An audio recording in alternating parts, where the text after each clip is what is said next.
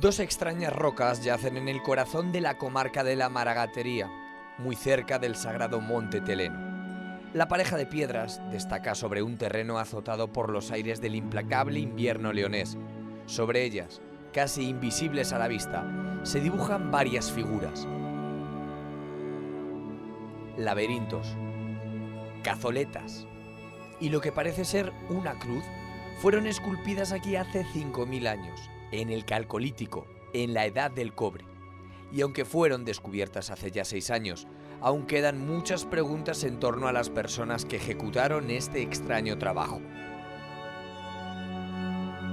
El geólogo Javier Fernández y el minero Ángel Fernández creen tener las claves para saber quiénes están detrás de los conocidos como petroglifos de la Maragatería.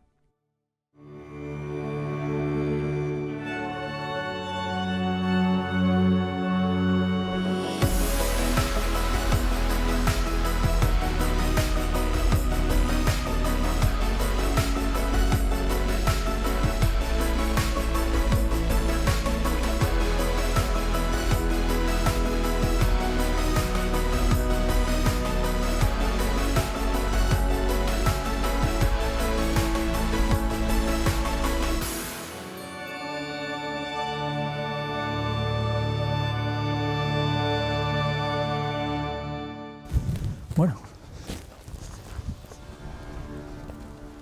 a ver esos petroglifos.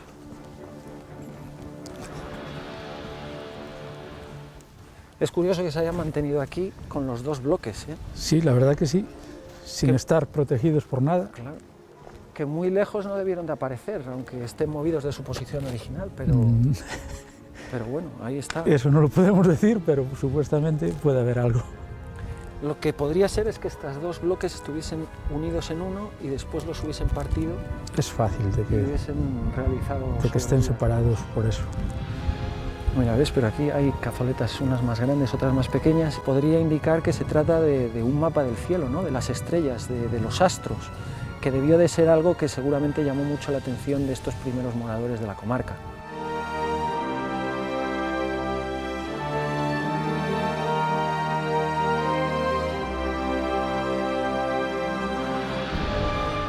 Y parece que están conectadas. De hecho, cuando hay agua se ve cómo conectan unas con otras.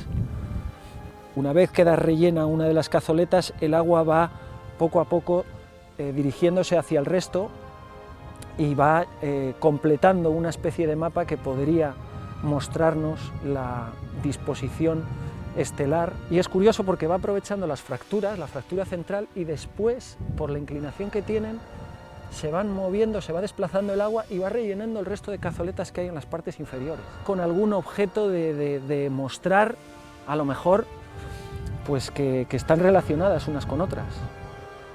O sea que la distribución parece que no está elegida al azar, sino que de alguna manera ellos la dispusieron con algún objetivo. No sabemos cuál, pero algún objetivo les llevó a ponerlo así.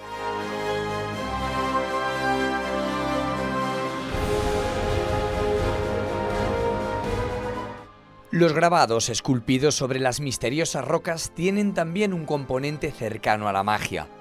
Solamente pueden ser percibidos con claridad en determinados momentos del día, que generalmente coinciden con el amanecer y con el ocaso. El resto del tiempo permanecen completamente ocultos a la vista. Cualquiera que pase por este lugar simplemente percibirá dos rocas en mitad de la nada.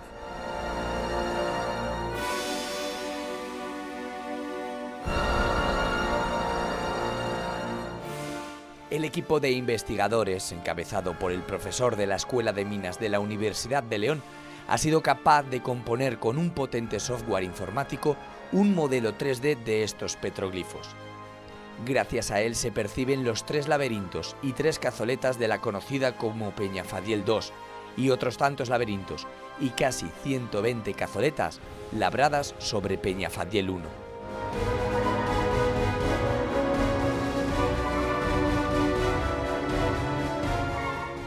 Un auténtico puzzle que podría hablar de una historia secreta, de un idioma ininteligible, de quizá el paso previo al nacimiento de la escritura más primitiva.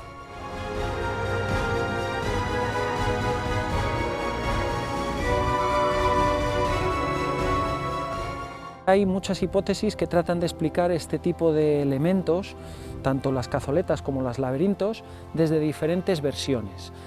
Por un lado está lo que sería una representación del cielo y por otro lo que podría ser el enlace entre el mundo de los vivos y el mundo de los muertos.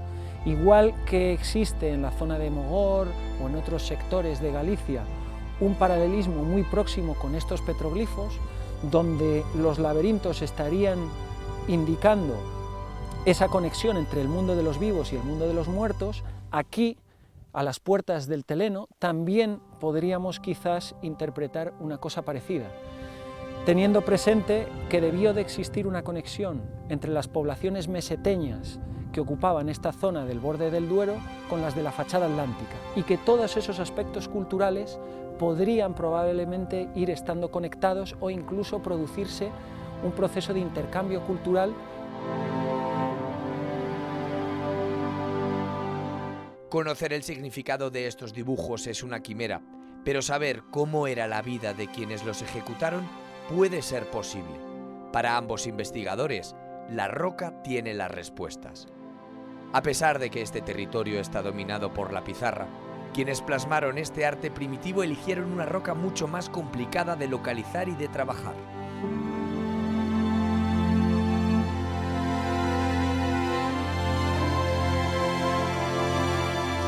Se trata de una roca muy especial aquí, en este sector, no aparece más que en una estrecha banda como la que vamos a ver a lo largo del día, donde aparece una roca muy dura, de color verde, que sobresale en el paisaje, no solo por su resistencia, sino también por la coloración que presenta sobre la monotonía que proporcionan las pizarras. Llama la atención actualmente y también pudo haberla llamado para aquellas sociedades primitivas que vivieron en este entorno y que vieron en esta roca un lienzo sobre el que plasmar algunos aspectos culturales de su vida cotidiana. Existe una conexión muy importante porque el ser humano, desde el principio de los tiempos, explotó los recursos que le vinculaban al paisaje, al territorio. Ha tendido a aprovechar los recursos que le brinda la naturaleza en su beneficio. Y este es uno de los que podemos ver aquí, en este sector en el que nos encontramos, cómo el uso de la piedra ha permitido plasmar la cultura del momento, en forma de unos petroglifos que hoy vemos con cazoletas, laberintos o incluso cruces.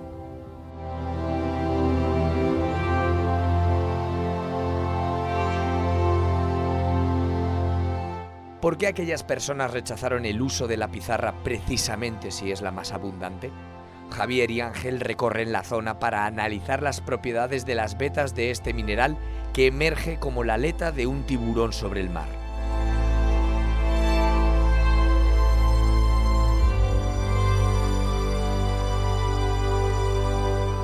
Este tipo de roca metamórfica procede originalmente de las arcillas que se decantaban en los fondos oceánicos y que con un proceso de litificación se transformaron de sedimento en roca que denominamos lutita. Durante los procesos tectónicos y el metamorfismo que afectó a esta zona de León, esas rocas lutíticas se transformaron en rocas metamórficas, que son estas pizarras, generando unos planos de foliación bien marcados que podemos ver aquí. Se ve muy bien la foliación, que son estos planos de aquí, que ya digo que a veces están plegados, como en este caso.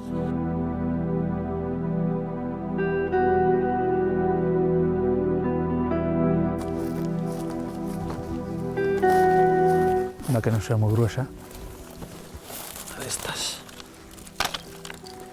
Es mala, ¿eh? Joder, sí. Además, mira, tiene algunos... Pirita. Alguna pirita, sí. Mira, ¿ves los cubos? Sí. Ahí están. Y se altera rápido. Fíjate. No, esta no tiene buena calidad para el tejado. A pesar de ser una roca, su dureza es baja. Romperla es extremadamente sencillo. Se deshace además.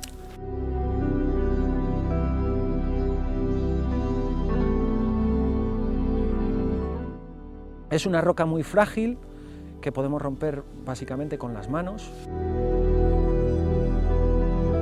Y esto hace que su interés para la reproducción de petroglifos pues no fuese suficiente, ya que uno de los objetivos que pretenderían los responsables sería que perdurase a lo largo del tiempo y por tanto requerían de una roca lo suficientemente resistente como para que pudiese soportar las inclemencias del tiempo durante miles de años.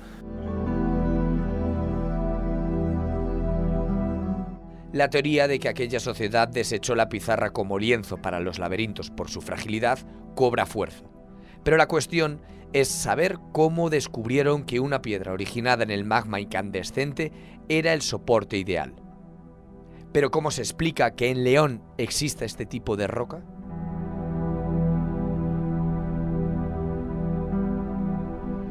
Si imaginamos que esto es el fondo oceánico y se están depositando en este fondo los sedimentos arcillosos, en el momento que comienza el proceso de litificación, es decir, la transformación en una roca sedimentaria, en una lutita, es cuando se puede empezar a producir ese vulcanismo que dio origen a estas diabasas y probablemente entraría horizontalmente, dividiendo esa primera foliación primaria que sufre la roca sedimentaria, introduciéndose entre medias y después generaría una especie de domo que lo que haría sería aumentar el volumen formando masas lenticulares en el interior terrestre hasta que se enfrió, quedando directamente cristalizada esa roca plutónica en el interior terrestre. El paso siguiente sería que todo ello se inclinaría debido a la tectónica y al metamorfismo, generando una estructura como la que podemos observar ahora, vertical, con ese material plutónico entre medias ya foliado debido al proceso de deformación que sufrió la roca durante el metamorfismo.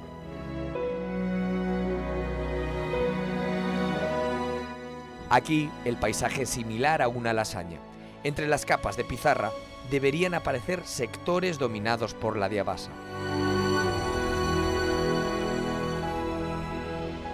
La verdad es que no está muy separada de la volcánica. Claro, va entrando en grupos, son pequeños como si fuesen pequeños lentejones que van entrando paralelos a esta foliación. Y entonces han quedado como si fuese un sándwich esos niveles de las diabasas dentro de las pizarras. La tecnología nos permite reconocer el terreno a decenas de metros de altura. Tal y como defendía Javier en su teoría, se aprecian las vetas de pizarra y entre ellas emerge la roca que buscamos.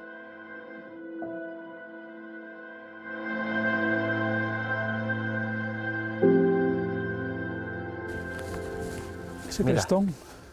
ya empiezan a salir por aquí las rocas ígneas. Sí, la verdad que tiene unos tonos llamativos. Ese verdor llama la atención sobre el azulado de las pizarras. Sí, Mira, fíjate. es un tono muy llamativo. Parece la piel de una serpiente, ¿eh? Sí, sí, En algunos tramos, rugosa. sí. Vamos a ver. Mira, fíjate. Qué bloque.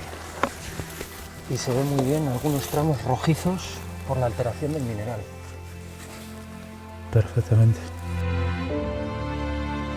Además está siguiendo la misma dirección que la foliación de la pizarra, con lo cual tuvo que haber entrado a lo largo de los planos que se producen entre las capas de foliación de la pizarra.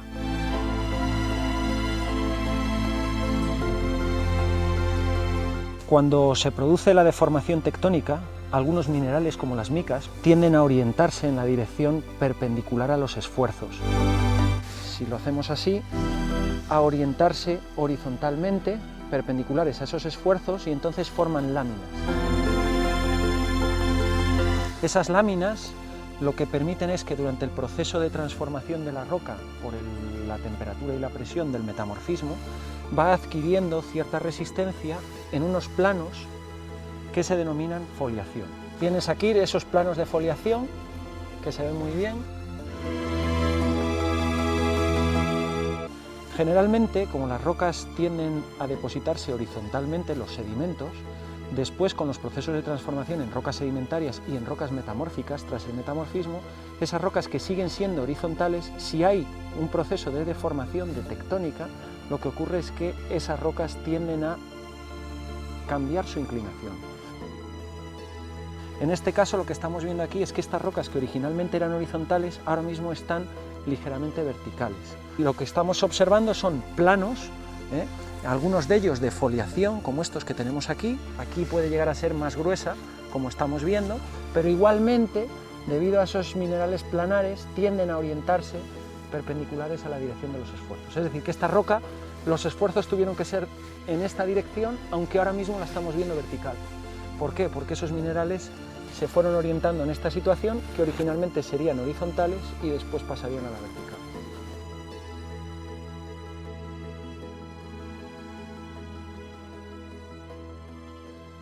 Son rocas que, por los minerales que contienen, sabemos que tuvieron que formarse a partir de un magma en el interior terrestre. Ese magma entraría por una boca y se iría aprovechando los estratos, formando pequeñas lentejones o pequeñas estructuras lenticulares que irían engrosándose en el interior terrestre debido a la entrada de nuevo material que formaría una especie de cúpula o de domo en el interior terrestre, dando lugar a estos materiales que hoy conocemos como diabasas. Originalmente debieron de entrar paralelos a la foliación de las pizarras y dentro de la corteza terrestre fueron engrosándose horizontalmente hasta que en un momento dado la tectónica hizo, durante el proceso de metamorfismo y de la orogénesis varisca, que estas rocas se inclinasen poniéndose vertical, que es la posición en la que las podemos encontrar actualmente.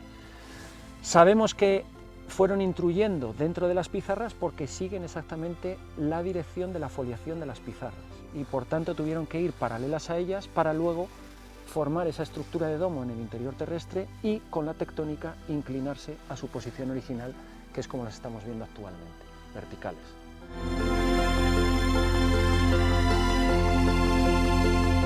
Cuando era líquida, la roca magmática fue capaz de infiltrarse entre las capas de pizarra.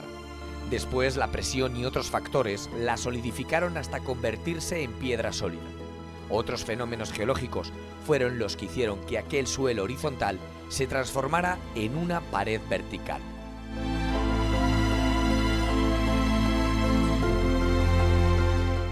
Vamos a sacar un fragmento y la vemos en más detalle. Tiene unos granos de minerales, ¿sí? Estos negros, que deben de ser o micas alterándose, o a lo mejor algún tipo de silicato como la horblenda.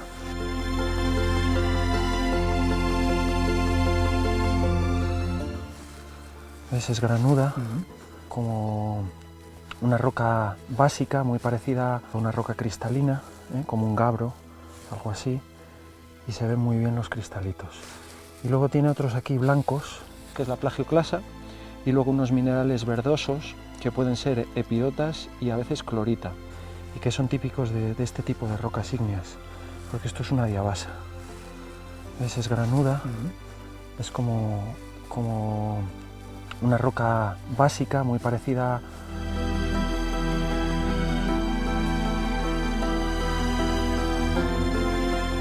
Las rocas ígneas o magmáticas son las que se forman cuando el magma se enfría y se hace sólido. Si esto sucede bajo tierra, se denominan plutónicas. Si lo hace en el exterior, volcánicas. Estamos viendo una roca ígnea plutónica que es especial porque es una rareza en este sector. Se forma en el interior terrestre con la actividad magmática. Se caracteriza por su extrema dureza y sobre todo por estos colores verdosos tan característicos que presenta como diabasa que es. Es muy especial en este sector porque no aparece con frecuencia y es una rareza en los Montes de León, lo cual la hace especial en esta parte del noroeste peninsular y en particular aquí en la provincia de León. Se formó a finales del Ordovícico, hace aproximadamente unos 450 millones de años, en lo que era un fondo oceánico donde se estaban depositando arcillas que hoy en día constituyen capas de pizarra debido al metamorfismo que ha sufrido toda la zona en épocas pasadas.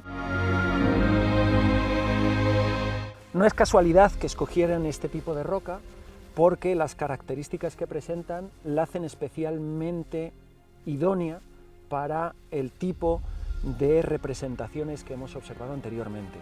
De hecho, hay dos aspectos que permiten que esta roca sea usada para ese determinado fin. Por un lado, la extrema dureza que presenta, y por otro, la coloración que la distingue sobre el paisaje del resto de rocas que tenemos a nuestro alrededor, donde la monotonía de la pizarra, esos colores negros, azules, etcétera, se rompen con la presencia de estos tonos verdes que dominan en el paisaje. Debía de llamar bastante la atención los días de lluvia, cuando los minerales reflejaban la luz, y luego la dureza que presenta facilitó que estos petroglifos que hemos observado pudiesen ser expuestos a las inclemencias del tiempo durante miles de años.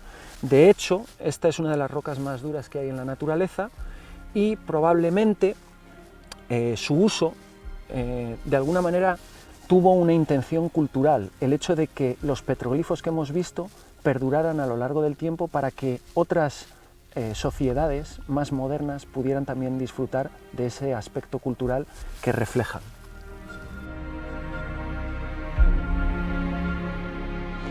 Diabasa y pizarra comparten un mismo espacio. Apenas unos metros separan sus afloramientos sobre la superficie. Pero las personas que formaban aquella sociedad escogieron la primera para su gran obra, a pesar de que la pizarra es una roca aparentemente más sencilla de manejar, frente a la robusta piedra magmática prácticamente irrompible. ¿La eligieron para que su obra perdurara? ¿Les atrajo su áspero tacto o el color? ¿Significaba algo para ellos? ¿Puede que la diabasa ejerciera algún tipo de atracción sobre aquellas gentes? Esta es una roca cristalina, granuda, y esta es una roca donde esos granos no se ven. ¿Por qué? Porque el protolito, es decir, la roca original de la que procede, es una roca lutítica, una arcilla, que queda litificada, y luego esos minerales durante el metamorfismo se van orientando y van formando estas láminas, que también las podemos ver en estas otras, pero a gran escala, porque como estamos viendo, el tamaño de grano es más grosero, es más grueso, y por tanto esos planos de foliación son mucho más anchos. Pero bueno, aquí se ven bien los dos tipos de roca distintos, la pizarra y la diabasa o dolerita.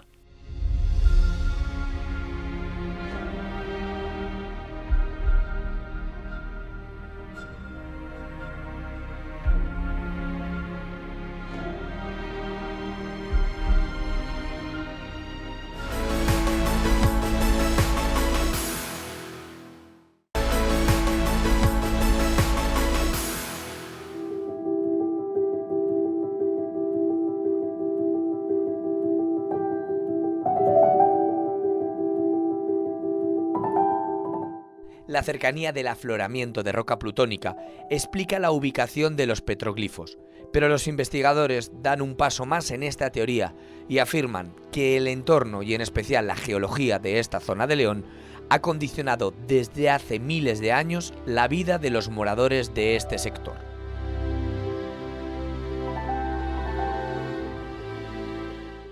El Lucillo fue la roca ígnea la que determinó dónde se ubicaría lo que podría ser un santuario o una representación celeste.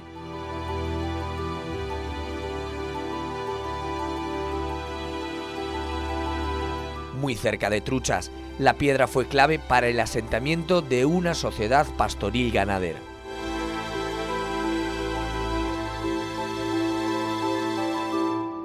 Nos encontramos en un sector de los montes leoneses, pegado a la población de Pozos, donde han aprovechado los recursos que proporciona el paisaje para construir una serie de cerramientos que se utilizaron desde época antigua para el ganado. Esto que estamos viendo forma parte de un canchal. Un canchal es un conjunto de bloques que se produce por crioclastia, por las fracturas, se va introduciendo el agua, y cuando cae la noche y disminuye la temperatura, esas fracturas rellenas de agua se pueden congelar aumentando por dilataciones el volumen de la roca, abriendo esas fracturas todavía más para ir rompiendo bloques que se van cayendo al pie del crestón de roca y depositándose, formando lo que se llama aquí en León una lleira o un canchal.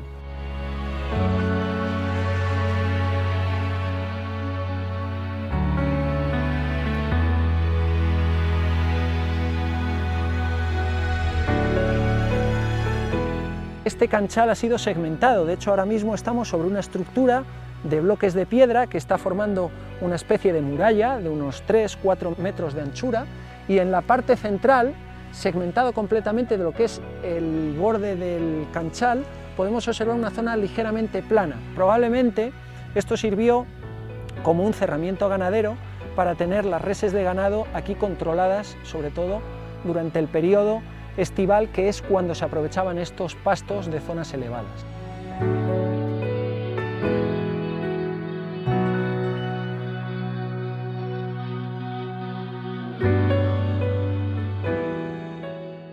En este valle que tenemos aquí a nuestra izquierda podemos observar un gran número de turberas, y recientemente se realizaron una serie de sondeos que permitieron obtener una estratigrafía completa de los últimos 7.000-8.000 años.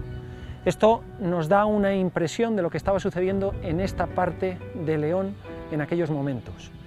Y una de las cosas que se observa es que hace aproximadamente entre 6.000 y 5.000 años comienza a haber un aumento del número de quemas. Es más, ese aumento continúa hasta hace aproximadamente unos 3.000 años, que coincide muy bien con el periodo en el que fueron realizadas las pinturas rupestres que tenemos aquí en el valle. Pensamos que a partir del Neolítico en esta zona, en el momento que se produce un sedentarismo, las poblaciones que vivían aquí y que se asientan en este territorio comienzan a aprovechar el terreno para la agricultura y sobre todo para la ganadería. Debido a que es una zona muy montañosa, con escaso suelo y con mucha pendiente, la agricultura básicamente se concentraría en los valles y en las zonas de las laderas de las montañas, y en las partes altas se aprovecharían, sobre todo durante la época del estío, los pastos que se producen para su explotación ganadera. Entonces, el hecho de que se llevaran a cabo rozas en todo este espacio podría estar en relación con el uso extensivo de la ganadería.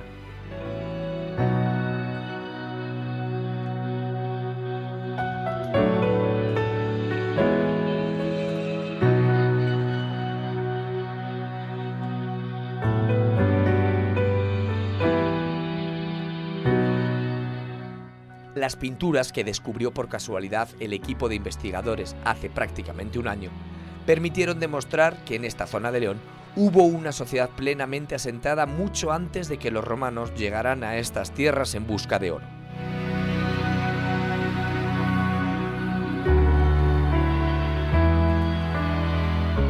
Otra excavación mucho más reciente ha revelado algo mucho más impactante.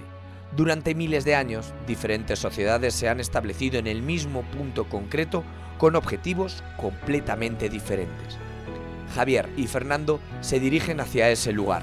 Para unos fue una cueva, para otros una galería. Hoy es silencio y oscuridad. Mira, esta es una de las entradas.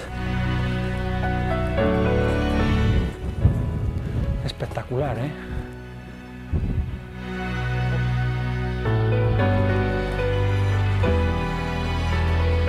Minero y geólogo se adentran en un pasadizo donde los tonos rojizos son dominantes. Mira, se ve el hierro allí al fondo. Y eso.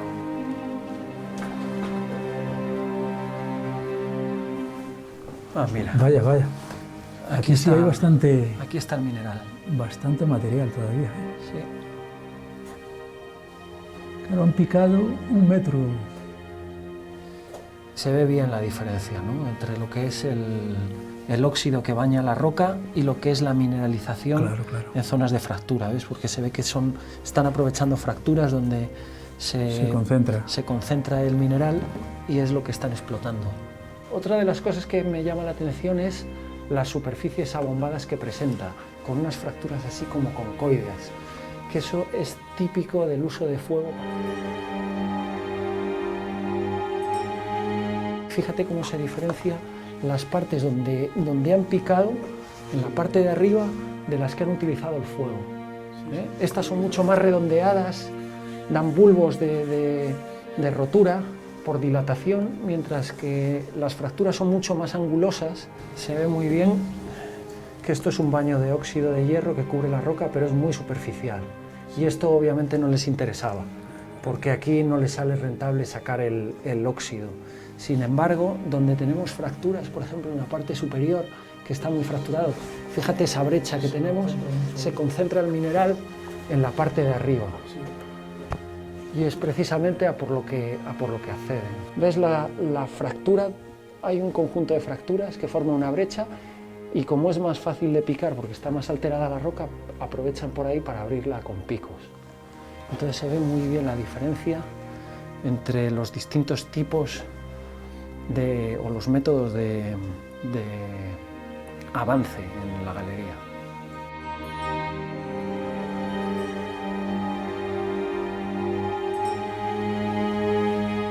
Las huellas producidas por los trabajos imperiales en este lugar no dejan espacio a la duda. Durante un determinado tiempo, esta galería fue utilizada como mina. Algo se escondía en el interior de la montaña que despertó el interés de los romanos, que invirtieron tiempo, recursos y mano de obra a fin de extraer lo que aquí había.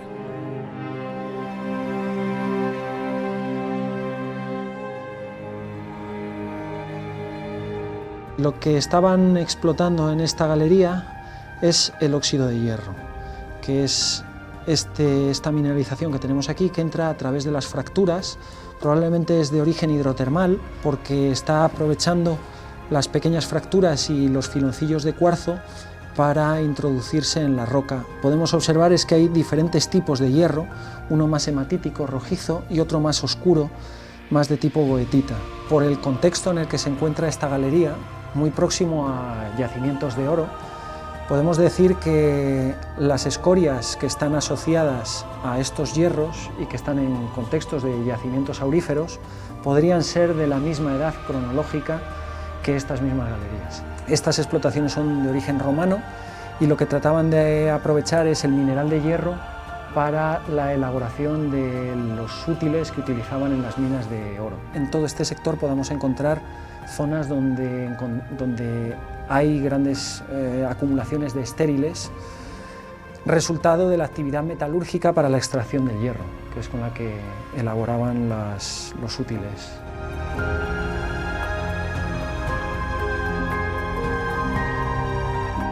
Debía de ser un esfuerzo titánico extraer el mineral de esta forma y sobre todo en una roca tan dura como es esta cuarcita que vemos aquí. Se trata de un trabajo manual, mecánico, en los que en función de las condiciones de la roca bien se utilizaba el fuego, bien se utilizaban medios mecánicos metálicos como los picos y las punterolas. Podrían tardar semanas o meses en avanzar. De hecho, hoy en día a mano se puede hacer unos pocos metros diarios con herramientas ya tecnológicas, con unas herramientas más rudimentarias. El tiempo necesario para abrir una galería como esta pues podrían ser de meses o incluso años.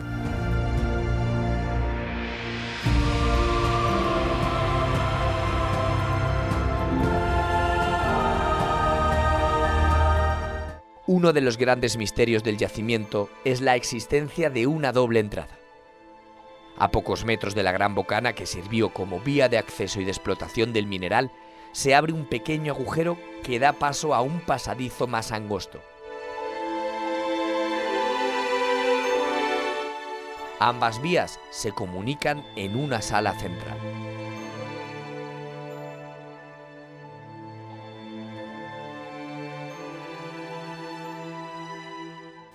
Una vez llegan aquí, seguramente aprovecharon porque claro, vienen conectadas. Hay otra galería. Claro. Entonces entran en doble galería paralela y mantienen una columna para estabilizar toda la cúpula, que no se les venga abajo. Y entonces una vez lo tienen ya así, rompen todo el sector y hacen la gran bóveda para extraer todo el mineral.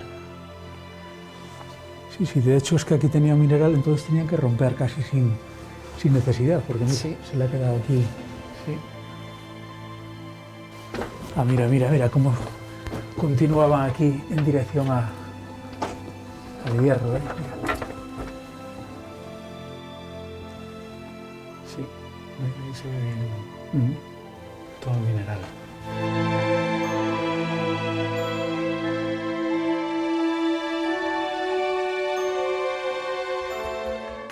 En este espacio no solamente se asentó el Imperio Romano. Los vestigios hallados evidencian que comunidades pretéritas mucho más antiguas también ocuparon la galería, lo que podría ser una pieza clave para completar el puzzle que recomponga la foto de cómo eran aquellas gentes. Si es posible vincular el espacio con otros vestigios de actividad humana de la zona, la respuesta a la pregunta de quiénes eran los que aquí vivían puede comenzar a ser escrita.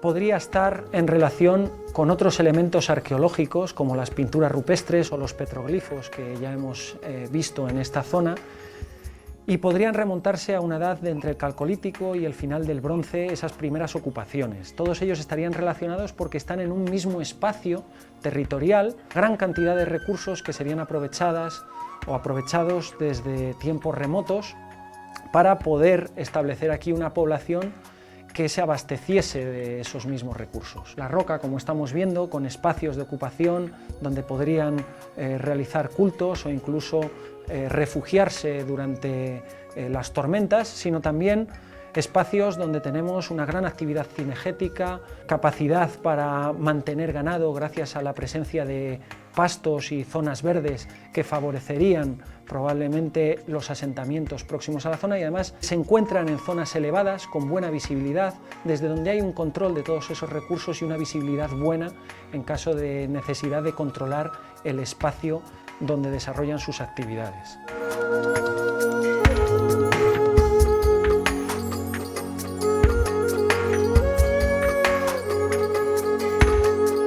La geología y el paisaje de alguna manera han condicionado los lugares de habitación. Los grandes pliegues de roca de la cuarcita que podemos observar en el paisaje, en muchos casos a través de fracturas han permitido la apertura de pequeñas galerías, covachas o abrigos donde esos primeros moradores de la comarca podrían haberse protegido. Las características que presentan estas rocas facilitan la apertura de espacios donde poder plasmar parte de ese lenguaje en forma gráfica o incluso mediante la elaboración de petroglifos que no son más que elementos culturales que de alguna manera reflejan un poco el modo de vida y las costumbres de estas personas que vivieron entre el Calcolítico y probablemente el Bronce final.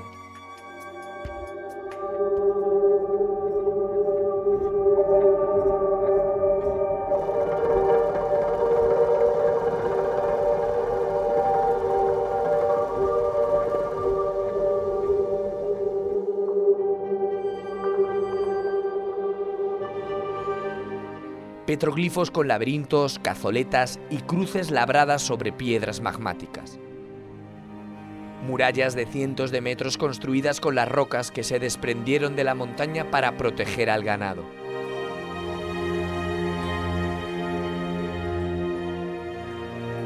Pinturas protegidas por abrigos y paredes que cuentan historias en un código milenario que aún somos incapaces de descifrar. Restos de antiguos hornos que hablan de una industria que buscaba bajo tierra oro para engrandecer a uno de los más insaciables imperios de la humanidad. Todo esto está en la Maragatería. Todo está escrito en la piedra a la espera de ser redescubierto. Javier, un geólogo, y Ángel, un minero, siguen buscando esas huellas que hablan del futuro con el objetivo de entender el presente. Y quién sabe si encontrar las claves para avanzar hacia el futuro.